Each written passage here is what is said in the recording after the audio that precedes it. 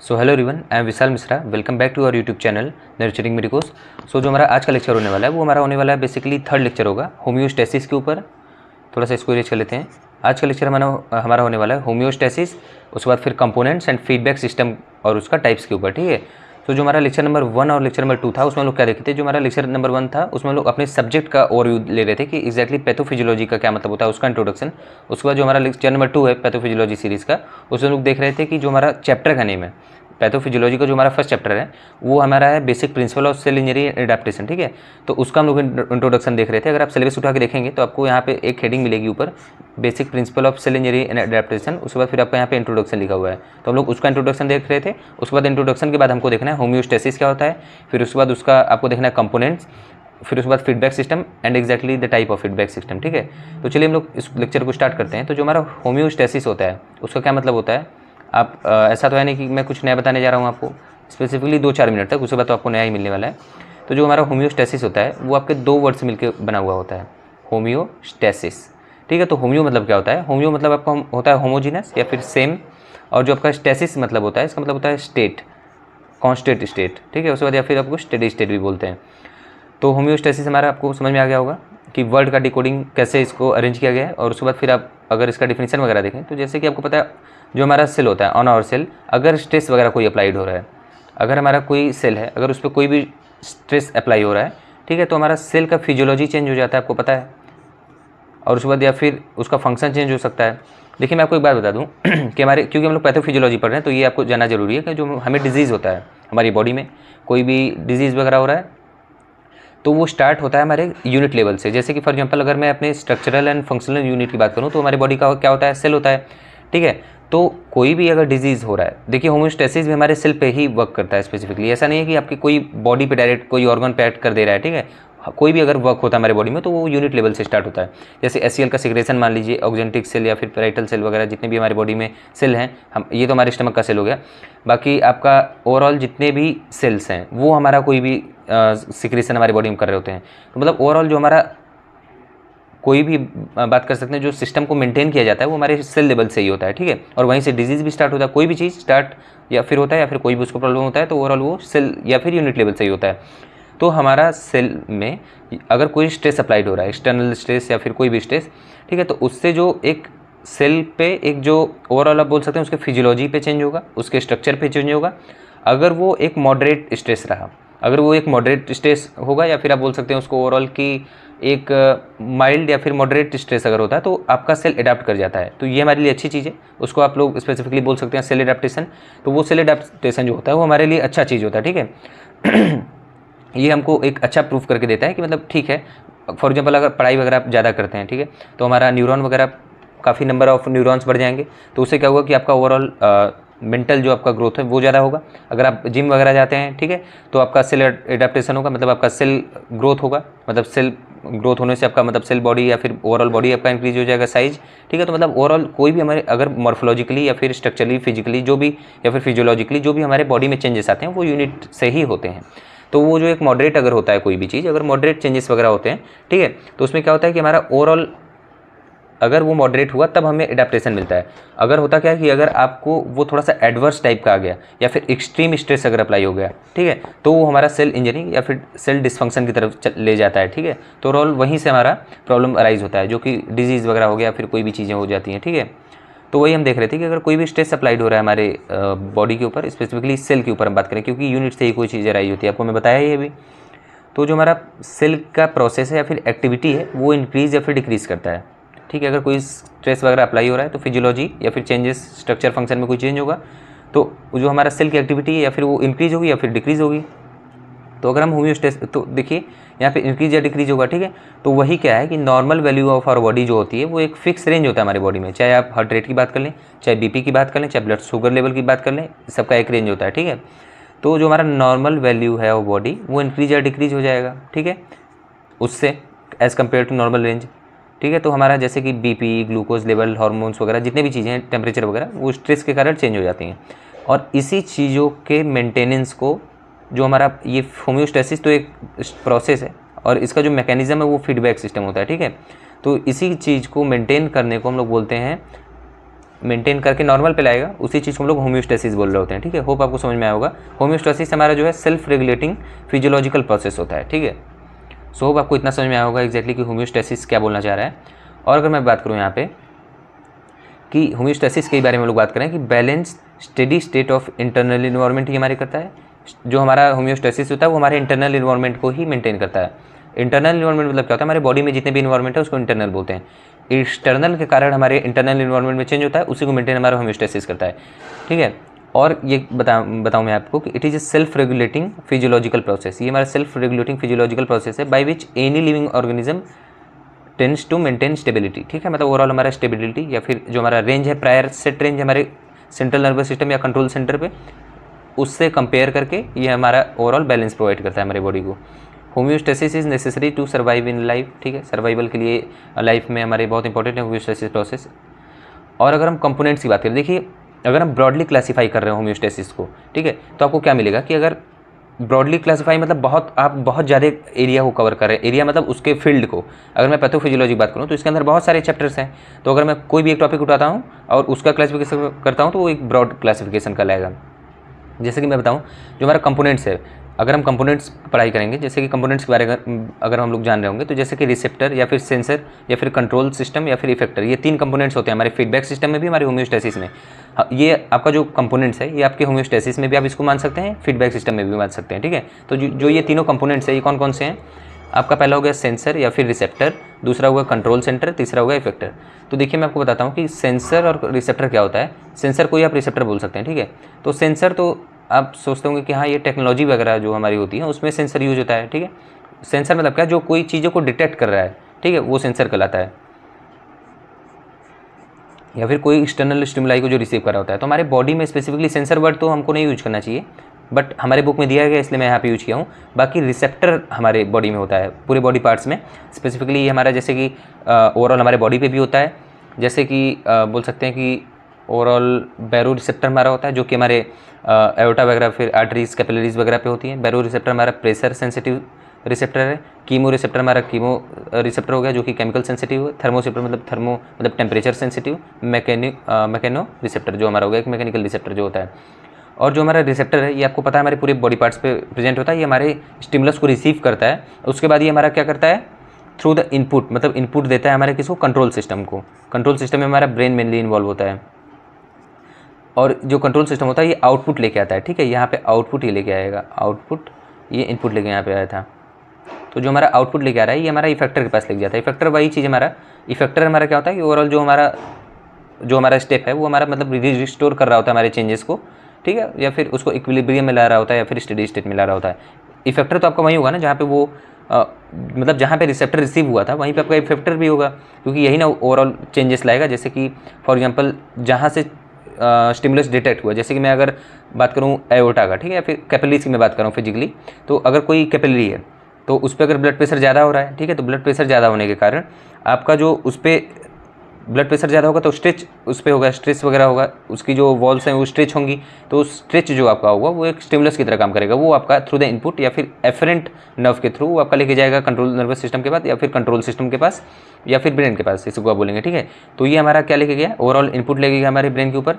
तो ये इनपुट क्या था कि ये स्टिमुलस लेके गया, ठीक है, हमारे ब्रेन के पास। फिर हमारा ब्रेन एक रिस्पॉन्स इफरेंट के थ्रू भेजेगा।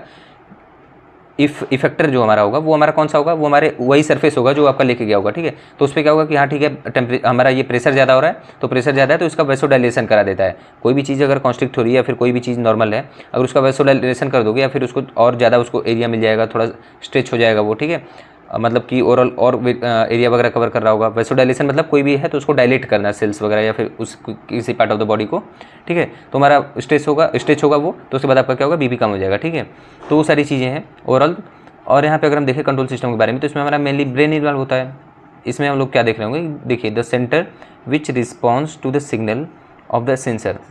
ठीक है, मतलब कि जो हमारा सेंसर या फिर जो रिसेप्टर है उसका जो रिस्पॉन्स है, ठीक है, वो जिसको भेज रहा होगा उसी को हम लोग कंट्रोल सिस्टम बोलते हैं। Compare the alternation from the normal nervous system. जैसे कोई हमारा नर्वस सिस्टम उसमें हमारा जैसे ब्रेन है तो उसमें हमारा फिक्स रेंज सेट होता है कि हाँ जैसे ब्लड प्रेशर का इतना होने वाला है, शुगर लेवल का इतना, हार्ट रेट का इतना। तो उसी का मतलब एक एवरेज लेके या फिर उसी को एक मीन मान के या फिर उसी को एक पॉइंट मान के हमारा होम्योस्टेसिस उसको मेंटेन कर रहा होता है।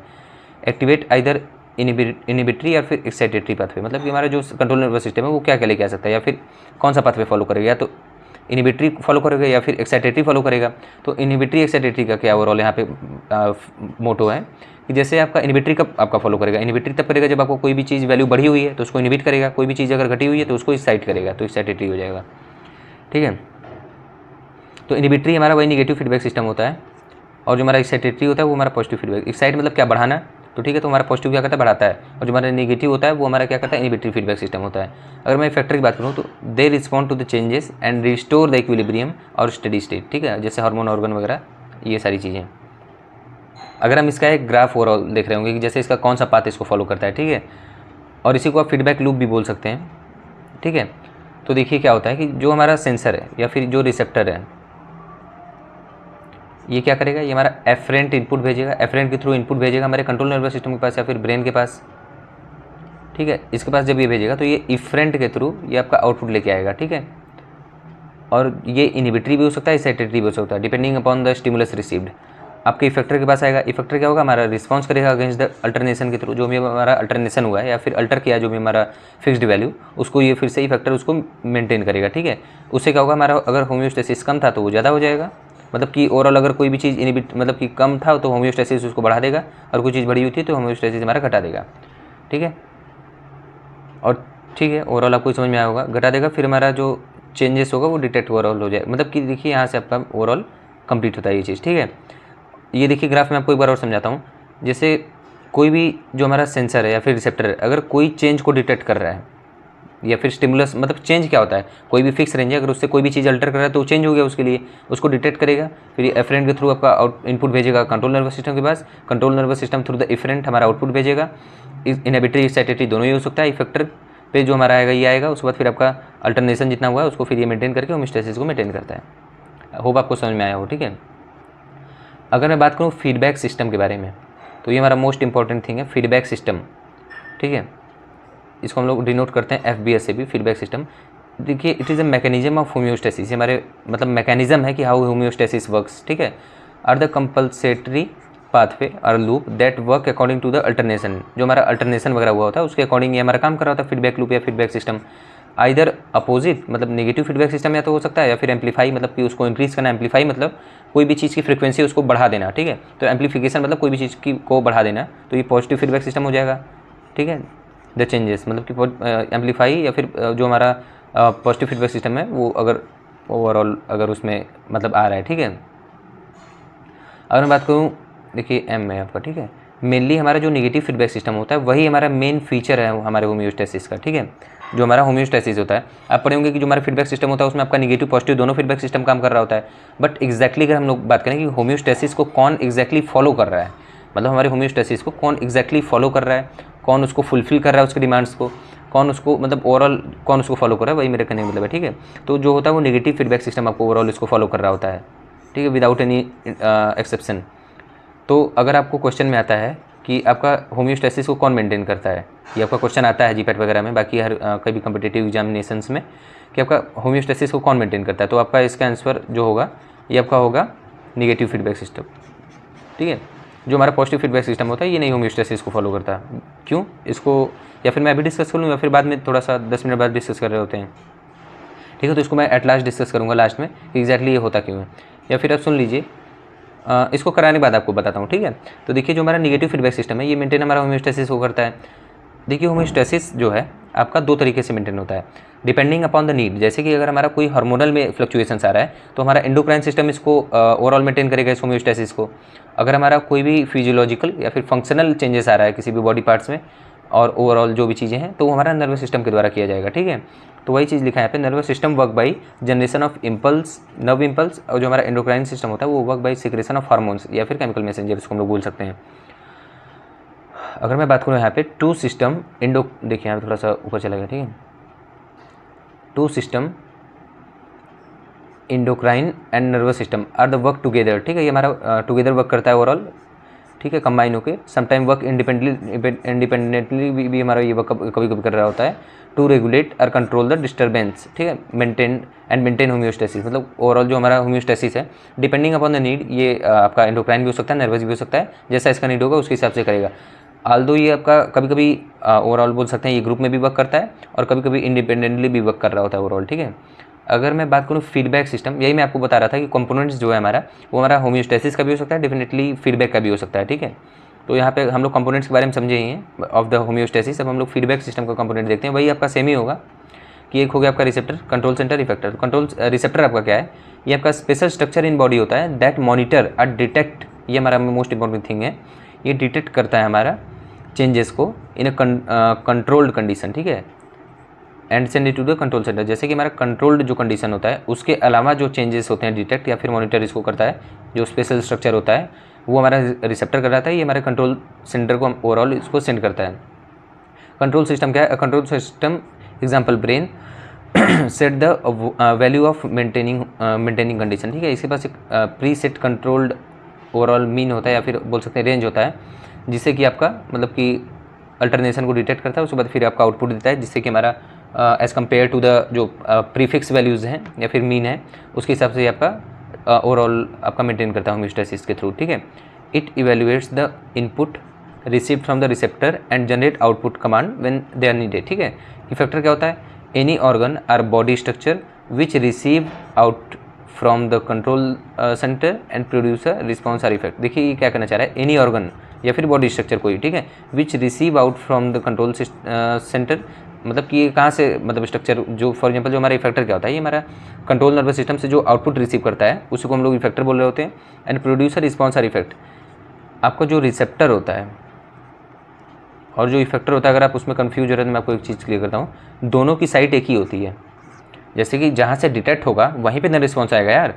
जैसे कि मैं ब्लडी का एग्जांपल ले रहा था कि जैसे आपका फॉर एग्जांपल वो था ना आपका बैरो रिसेप्टर का मैं एग्जांपल ले रहा था, जैसे हमारे ब्लड के कैपिलरीज पे फॉर एग्जांपल आपका बैरो रिसेप्टर्स प्रेजेंट है, मतलब यही आपका स्टिमुलस को डिटेक्ट किया कि आपका हाँ प्रेशर, ब्लड प्रेशर ज़्यादा हो रहा है, तो ये आपका स्टिमुलस भेजेगा ब्रेन की तरफ, ब्रेन से आउटपुट भी आएगा, तो इफेक्टर भी तो यही होगा, रिसेप्टर भी यही होगा। रिसेप्टर क्यों यही होगा, क्योंकि यहाँ पे रिसेप्टर्स प्रेजेंट है। इफेक्टर भी यही होगा क्योंकि यहाँ पे इफेक्ट आ रहा है, यही ना वैसो डायलेट करेगा। तो वही चीज़, receptor and effector both are same. अगर मैं यहाँ पे बात करूँ इसके ओवरऑल एक लूप की या फिर फीडबैक सिस्टम की एग्जैक्टली होता क्या है, तो जो हमारा स्टिमुलस होता है, ठीक है, वो क्या करता है, इंक्रीज और decrease in control condition, example blood pressure, temperature etcetera वगैरह, ठीक है। कोई भी हमारा स्टिमुलस होता है वो हमारे कंट्रोल्ड कंडीशन को ओवरऑल एनी हाउ डिक्रीज या इंक्रीज करता है, तो ये हमारे एक्टिवेट करता है हमारे रिसेप्टर को, इट एक्टिवेट्स आवर रिसेप्टर। ये रिसेप्टर हमारा क्या करेगा, इनपुट भेजेगा कंट्रोल सिस्टम के पास, ये हमारा फिर कंट्रोल सिस्टम हमारा आउटपुट लेके आएगा इफेक्टर के पास, फिर इफेक्टर हमारा क्या करेगा, डिजायर्ड इफेक्ट होम्योस्टेसिस मेंटेन, ठीक है। होप आपको समझ में आया हो। और हम लोग अगर टाइप्स ऑफ फीडबैक सिस्टम के बारे में बात करें तो आपका दो होता है, मैं आपको बताया था, positive feedback system, negative feedback system. तो अगर हम लोग थोड़ा सा इसको डिस्कस करते हैं कि exactly what does negative feedback system and positive feedback system mean, तो यहाँ पे आप अगर देख रहे हो तो देखिए पहले मैं नेगेटिव फीडबैक सिस्टम की बात करूँगा क्योंकि ये आपका फॉलो करता है ओवरऑल होम्योस्टेसिस को, ठीक है। तो देखिए जो आपका नेगेटिव फीडबैक सिस्टम है इसका मैकेनिज्म अगर हम लोग देख रहे हो तो ये डिक्रीजिंग एक टाइप का होता है, ठीक है। मतलब कि ओवरऑल हमारे कोई भी चीज़ बढ़ा हुआ तो उसको डिक्रीज़ करता है, डिक्रीज द एक्साइटेटरी या फिर पीक को, ठीक है। एक्साइटेबिलिटी जो हमारी है उसको, या फिर जो हमारी पीक वैल्यू पे चढ़ी हुई है उसको ये ओवरऑल डाउन करता है। तो देखिए जो हमारा स्टिमुलस होता है, ठीक है, स्टिमुलस कौन कौन से होते हैं, जैसे कि हमारा हार्ट रेट बढ़ा हुआ है, हमारा ब्लड वॉल्यूम बढ़ गया है। देखिए आपको पता है अगर आप पानी पीते हैं तो आपका ब्लड वॉल्यूम बढ़ता है, ब्लड वॉल्यूम बढ़ने से हमारा ब्लड प्रेशर भी बढ़ता है, ये आपको पता होना चाहिए। अरे यार बताओ, अगर कोई पाइप से पानी जा रहा है यहाँ पे, अगर वो पानी फॉर एग्जांपल 5 लीटर पानी में यहाँ पे पर मिनट के रेट से यहाँ पे पास हो रहा है, और इसी सेम एरिया में अगर मैं 20 लीटर पानी लगूँ डालने, तो क्या उसके जो हमारी पाइप है उसके प्रेशर पे नहीं पड़ेगा, मतलब उसको प्रेशर नहीं पड़ेगा उसके वॉल्व पे, क्या होने वाला नहीं है, बिल्कुल डेफिनेटली ये होगा, ठीक है। तो वही चीज़ है, हमारा जो ब्लड वॉल्यूम है वो कब बढ़ता है, हमारे पानी पीने से हमारा ब्लड वॉल्यूम बढ़ता है, हमारे ब्लड वॉल्यूम बढ़ेगा तो ओवरऑल क्या होगा, आपका बीपी भी इंक्रीज होता है for the short term only, ये नहीं कि आपका पी लिए एक बार पानी तो ज़िंदगी भर बढ़ा ही रहेगा, ठीक है। और क्या होगा कि इंक्रीज इन ब्लड प्रेशर, ठीक है, होगा, ये सब स्टिमुलस हैं, इसके कारण हमारा ब्लड प्रेशर इंक्रीज होगा। और इस पे जो बैरो रिसेप्टर्स होते हैं, ये रिसेप्टर है, मतलब बैरो मतलब प्रेशर, रिसेप्टर मतलब जो आप जानते हैं, तो जो आपका प्रेशर डिटेक्टिव रिसेप्टर होता है उसको हम लोग बोलते हैं बैरो रिसेप्टर, ठीक है। ये प्रेशर सेंसिटिव सेल्स होते हैं हमारे ब्लड वेसल या कैपिलरीज पे प्रेजेंट होते हैं ओवरऑल। ठीक है। और ये क्या करता है ओवरऑल, देखिए ये हमारा कंट्रोल सेंटर के पास इनपुट भेजता है, यहाँ से इनपुट कंट्रोल सेंटर के पास भेजेगा, फिर कंट्रोल सेंटर हमारा आउटपुट लेके आएगा, ये जो आउटपुट लेके आएगा, ठीक है। यहाँ पे देखिए फिर ये क्या करेगा, डायलेशन ऑफ ब्लड वेसल कर देगा। तो इफेक्टर क्या होगा, या फिर इसका इफेक्ट क्या होगा, तो इसका इफेक्टर्स में क्या कहेगा, हार्ट रेट, ब्लड वॉल्यूम या फिर ब्लड वेसल में से कोई भी चीज़ ये आपका डिक्रीज़ कर जाएगा, जिसके थ्रू ये बड़ा होगा। जैसे कि फॉर एग्जाम्पल ब्लड वॉल्यूम के थ्रू बड़ा होगा तो ब्लड वॉल्यूम कम हो जाएगा, हार्ट रेट के थ्रू बड़ा होगा तो हार्ट रेट कम हो जाएगा, ब्लड वेसल पे प्रेशर की वजह से हुआ होगा तो ब्लड वेसल ओवरऑल उस पर हो जाएगा, ठीक है, डिपेंडिंग अपॉन द सिचुएशन, ठीक है। और क्या करेगा, ये हमारा ब्लड प्रेशर को डिक्रीज़ कर देगा, ठीक है। अगर मैं पॉजिटिव फीडबैक सिस्टम के बारे में बात करूँ तो अब देखिए पॉजिटिव फीडबैक सिस्टम क्या होता है, ये हमारा आप बोल सकते हैं एक एक्साइटेटरी सिस्टम इसको आप बोल सकते हैं, जो कि एक्साइट कर रहा होता है, ठीक है। देखिए यहाँ पे अगर देखें, in which the effector response increase or the strengthen the effect of original stimulus, जो कि कोई स्टिमुलस वगैरह रिसीव हुआ है, ठीक है, तो हमारा क्या करेगा, इसको और ये इंक्रीज़ कर देगा, ठीक है। ओवरऑल ये इसका फंक्शन होता है। Maintaining the homeostasis is known as feedback system. जैसे कि मैं बताऊँ, फॉर एग्जांपल मैं आपको एक एग्जांपल यहाँ पे ले रहा हूँ, ठीक है। हमारा कोई नॉर्मल जो चाइल्ड बर्थ होता है, ऑपरेशन की बात नहीं मैं कर रहा हूँ यहाँ पे, जो नॉर्मल चाइल्ड बर्थ होता है, एक एग्जांपल ये हो गया। दूसरा हो गया ब्लड क्लॉटिंग, थर्ड हो गया ब्लड क्लॉटिंग जो होता है हमारी इंजरी में, और थर्ड हो गया हमारा मेंस्ट्रुअल साइकिल, ठीक है। तो अगर मैं यहाँ पे एक एग्जांपल लेके चलूँ जो कि है चाइल्ड बर्थ, ठीक है, तो क्या होगा कि अगर किसी बेबी का बर्थ होने वाला है, ठीक है, या फिर ऑन प्रोसेस है तो अगर कोई बेबी का मान लीजिए किसी बर्थ हो रहा है, तो ये क्या होगा, ये एक स्टिमुलस है। और कैसे, contraction of uterine wall forcing the baby, ठीक है, टू सर्विक्स, मतलब कि जो हमारा यूट्रस है उसमें कॉन्ट्रैक्शन होगा तो हमारा जो बेबी है वो सर्विक्स की तरफ आएगा, ओवरऑल ये बर्थ के मीन पे आ गया है, ठीक है। तो ये जो स्ट्रेचिंग है सर्विक्स की, कॉन्ट्रैक्शन का जो कॉन्ट्रैक्शन है जो आपका यूट्रस का, और स्ट्रेचिंग है सर्विक्स की, ठीक है, तो ये सारा एक स्टिमुलस की तरह काम करेगा। ये हमारे कहाँ भेजेगा, जैसे कि ये क्या है, ये आपका स्टिमुलस हो गया, स्ट्रेचिंग ऑफ सर्विक्स जो है ये आपका स्टिमुलस की तरह काम आएगा, ठीक है। तो ये एक रिसेप्टर है यहाँ पे, ये एक रिसेप्टर यहाँ पे प्रेजेंट होता है हमारे सर्विक्स पे, ठीक है। ये स्ट्रेच सेंसिटिव सेल्स यहाँ पे होती हैं जो कि आपके सर्विक्स पे प्रेजेंट होते हैं। ये क्या होता है कि ओवरऑल आपको डिटेक्ट करेगा, जो इसका रिसेप्टर्स है वो इनपुट भेजेगा हमारे कंट्रोल सिस्टम के पास या फिर ब्रेन के पास। ये आउटपुट क्या लेके आएगा, इससे ऑक्सीटोसिन, मतलब ये एंडोक्राइन वाला खेल यहाँ पे हो रहा है, समझिए, नर्वस सिस्टम वाला नहीं, एंडोक्राइन, यहाँ पे एंडोक्राइन सिस्टम इन्वॉल्व है। तो इस पर क्या होगा कि इफेक्टर क्या होगा कि इसका यूट्राइन जो मसल है उसमें कॉन्ट्रैक्शन होने लगेगा, और सर्विक्स में क्या होता है कि आपका बोल सकते हैं कि ओवरऑल क्या होता है, स्ट्रेचिंग होने लगती है, ठीक है। तो वही चीज़ है, enhance stretching in cervix and contraction of uterus. अगर यूट्रस ऊपर से कॉन्ट्रैक्ट कर रहा है और सर्विक्स नीचे से आपका ब्रॉड हो रहा है या फिर इनहेंस या फिर स्ट्रेच हो रहा है, ठीक है, इलाज हो रहा है या फिर इनहेंस हो रहा है स्ट्रेचिंग उसकी, तो ओवरऑल क्या होगा कि बेबी कम आउट हो जाएगा, ठीक है। अगर मैं नेगेटिव फीडबैक सिस्टम के बारे में बात करूँ तो देखिए मैं इसको क्यों बोल रहा था आपको, अब यहाँ पे इसका आंसर मिलने वाला है कि एग्जैक्टली नेगेटिव फीडबैक सिस्टम को हम लोग क्यों बोलते हैं कि ये मेन होम्योस्टेसिस को फॉलो करता है, पॉजिटिव फीडबैक सिस्टम को बोलते हैं कि क्यों नहीं ये फॉलो कर रहा होता है हमारे होम्योस्टेसिस को। दिस इज बिकॉज जो हमारा नेगेटिव फीडबैक सिस्टम होता है हमारे मेंटेन होम्योस्टेसिस करता है या फिर रिस्टोर करता है हमारे होम्योस्टेसिस को, ठीक है। अगर मैं पॉजिटिव फीडबैक सिस्टम के बारे में बात करूँ, नेगेटिव तो मैं आपको समझा के ही चुका, पॉजिटिव की बात करूँ ये कैसे नहीं फॉलो करता है। पहली बात, ये वर्क पॉजिटिवली, ठीक है, इसका काम होता है कि मतलब ये वर्क पॉजिटिवली करता है, जैसे कि ये हमारे प्रोसेस को इन्हेंस करता है, ठीक है। जैसे ये हमारी मान लीजिए, देखिए आपको अभी तक पता होगा कि फॉर एग्जांपल कोई भी चीज़ अगर घटा हुआ है तो इसको बढ़ाएगा, या फिर कोई भी चीज़ बढ़ा हुआ है तो उसको घटाएगा, बढ़ा हुआ है तो घटाएगा, तो नेगेटिव में आ गया, और घटा हुआ है तो उसको बढ़ाएगा, ये आपको लग रहा था ना पॉजिटिव में, बट एग्जैक्टली होता क्या है कि इफ़ वैल्यू डिक्रीजेस या फिर डिक्रीजिंग, तो ये क्या करता है, बढ़ाना इसका काम होता है। बढ़ाना मतलब ये नहीं कि आप देखिए, आप सुने होंगे जैसे निगेटिव में कोई भी वैल्यू है तो जितनी कम निगेटिव है वैल्यू इतनी बड़ी है, आपको पता है ना कि जैसे -2 और -8 में कौन सी वैल्यू बड़ी है, -2 वाली बड़ी है।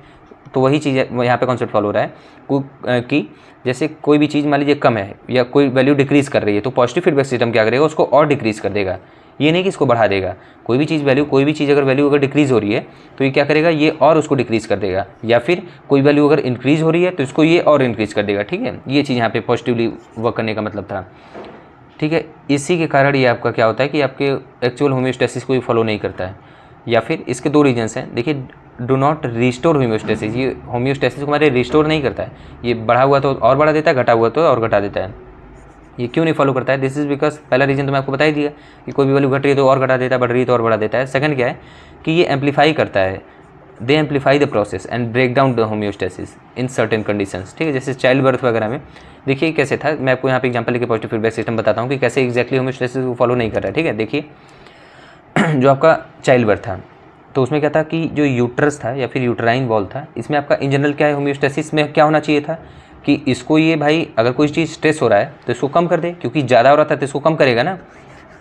लेकिन यहाँ पे क्या कर रहा है, कॉन्ट्रैक्शन कर रहा है। जैसे कि फॉर एग्जांपल कोई जैसे यूट्रस का यहाँ पे कॉन्ट्रैक्शन हो रहा था बेबी की बर्थ के लिए, तो अगर नेगेटिव सिस्टम काम करता है तो इसको क्या करता है, कोई भी चीज़ अगर कॉन्ट्रैक्ट हो रहा है तो इसको डायलेट कर देता है। बट डायलेशन तो यहाँ पे करना नहीं, डायलेशन होगा तो बेबी कैसे आउट होगा, यूट्रस उसको कॉन्ट्रैक्ट करेगा तब ना। तो पॉजिटिव क्या करता है कि जैसे कोई भी चीज़ कॉन्ट्रैक्ट कर रहा है, यहाँ पे यूट्रस का कॉन्ट्रैक्शन हो रहा है, तो चाइल्ड बर्थ में क्या होगा कि यहाँ अगर यूट्रस कॉन्ट्रैक्शन हो रहा है तो पॉजिटिव फीडबैक सिस्टम इसको और कॉन्ट्रैक्ट करा देगा। तो मतलब कि ये पॉजिटिवली कम किया ना यहाँ पे, ठीक है। उसके मीन यहाँ पे मतलब ओवरऑल बता रहा है कि जैसे या फिर सर्विक्स वगैरह आपका है तो इसमें अगर डायलेशन हो रहा है, ठीक है, और उसमें क्या करेगा ये और डायलेशन करा देगा। तो वो ये चीज़ मैं बता रहा हूँ कि ये पॉजिटिवली वर्क करता है, इसलिए यहाँ पे फॉलो नहीं कर रहा था फीडबैक सिस्टम को, पॉजिटिव वाले को, ठीक है। और ब्लड क्लॉटिंग वगैरह भी इसका एग्जाम्पल है। तो होप कि आपको लेक्चर समझ में आया होगा। I try my best to explain your, ठीक है। और यहाँ पे और कुछ तो मैं बताना नहीं चाहता। बाकी ओवरऑल ये आपका होम्योस्टेसिस, बाकी components and type of feedback system या फिर कंपोनेंट्स ऑफ फीडबैक सिस्टम आपका ओवरऑल यहाँ पे कंप्लीट होता है। बाकी हम लोग का जो नेक्स्ट टॉपिक होने वाला है वो अगर आप सिलेबस को उठा के देखें तो आपका होने वाला है, इंट्रोडक्शन हमारा हो चुका है, डेफिनेशन हो चुका है, homeostasis component type of feedback system हो चुका है। नेक्स्ट हमारा होने वाला है कॉजेज ऑफ सेल इंजरी, ठीक है, causes of cellular injury. So hope आपको ये लेक्चर समझ में आ रहा हो, ये सीरीज़ आपको अच्छी लग रही होगी। एंड अगर आपको लेक्चर समझ में आया हो फुल्ली तो आप इसको प्लीज़ वीडियो को लाइक कर दीजिएगा, चैनल को सब्सक्राइब कर दीजिएगा। कोई भी डाउट है तो आप कमेंट करिए। हमारा जो टेलीग्राम पे आपको इसका नोट्स मिल जाएगा, तो टेलीग्राम का हैंडल है